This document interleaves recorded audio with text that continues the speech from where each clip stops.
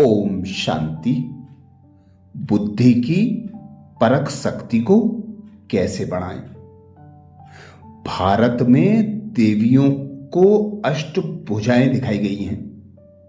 अष्टभुजाएं 8 शक्तियों का प्रतीक हैं। प्रत्येक व्यक्ति के जीवन में अष्ट शक्तियों की जरूरत पड़ती है। वे शक्तियां हैं परखने की शक्ति, निर्णय करने की शक्ति, सहन शक्ति, समाने की शक्ति, सामना करने की शक्ति, सहयोग की शक्ति, विस्तार को संकीर्ण करने की शक्ति और समेटने की शक्ति। इन सभी शक्तियों में सर्वश्रेष्ठ शक्ति है परखने की शक्ति। परखने की शक्ति आती है पवित्रता की धारणा से। जितना मनसा वाचा कर्मणा और स्वप्न में पवित्रता की धारणा को अपनाते हैं, उतना सहज ही परखने की शक्ति आ जाती है। बुद्धि की स्वच्छता ही दिव्यता को बढ़ावा देती है। व्यर्थ विचार, संशय या संदेह की भावना बुद्धि को मलिन बना देती है। जितना पारदर्शी बनेंगे उतना बुद्धि का दिव्यकरण होता जाएगा। इससे किसी भी समय, कैसी भी परिस्थिति में व्यक्ति को परख कर निर्णय दे सकते हैं, धोखे से बच सकते हैं। अगर बार बार धोखा मिल रहा है, दुख की महसूसता हो रही है, तो बुद्धि को स्वच्छ करें। जितना बुद्धि शुद्ध होगी उतना कदम कदम पर सफलता प्राप्त होगी। मनसा की पवित्रता। मन में किसी भी व्यक्ति, वस्तु और पदार्थों के प्रति नकारात्मक भावना है, ईर्षा, द्वेष या घृणा की भावना है, तो मन को पवित्र नहीं कहा जाता। मन में सर्व के प्रति शुभ भावना और शुभ कामना का ही विचार हो। समस्या कहीं से भी, किसी भी रूप में आए, चाहे व्यक्ति निमित्त बने या प्राकृतिक आपदाएं, कैसी भी परिस्थिति में मन में अशुभ भाव उत्पन्न ना हो, तब ही मन पवित्र हो सकता है। मन में शुद्ध विचारों की जो तरंगें प्रवाहित होती हैं, उनसे वातावरण भी और आत्माएं भी सकारात्मक हो जाती हैं।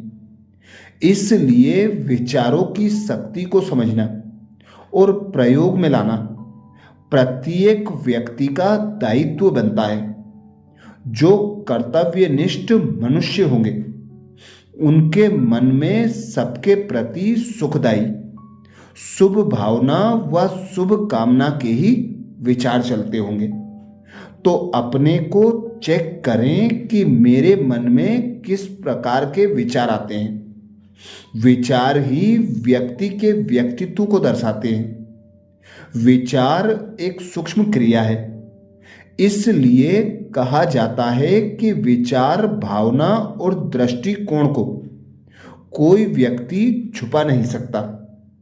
ऐसे ही वाचा की भी पवित्रता है।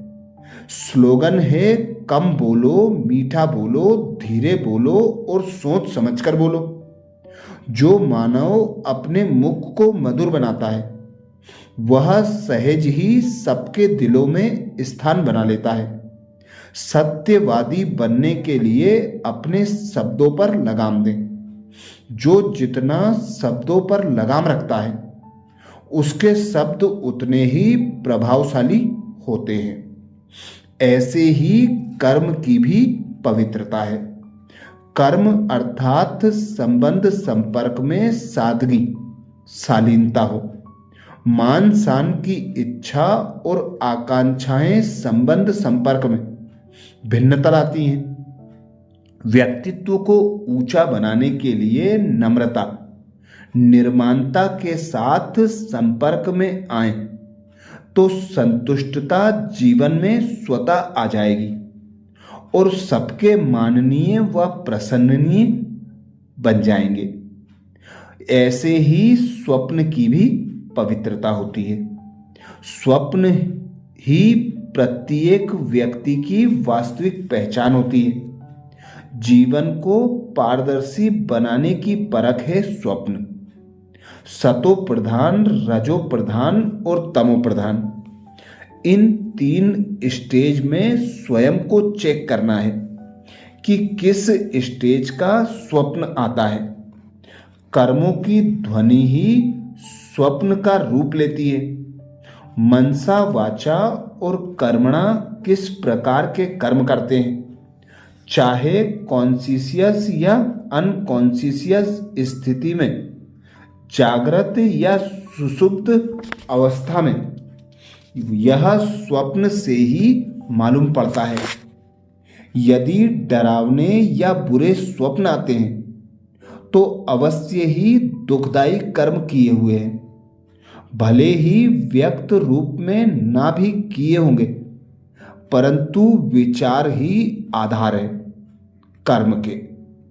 2 नेत्रों से हम पूरी दुनिया को नहीं देख सकते, परंतु मोबाइल हाथ में है तो कभी भी किसी भी समय पूरी दुनिया को देख सकते हैं।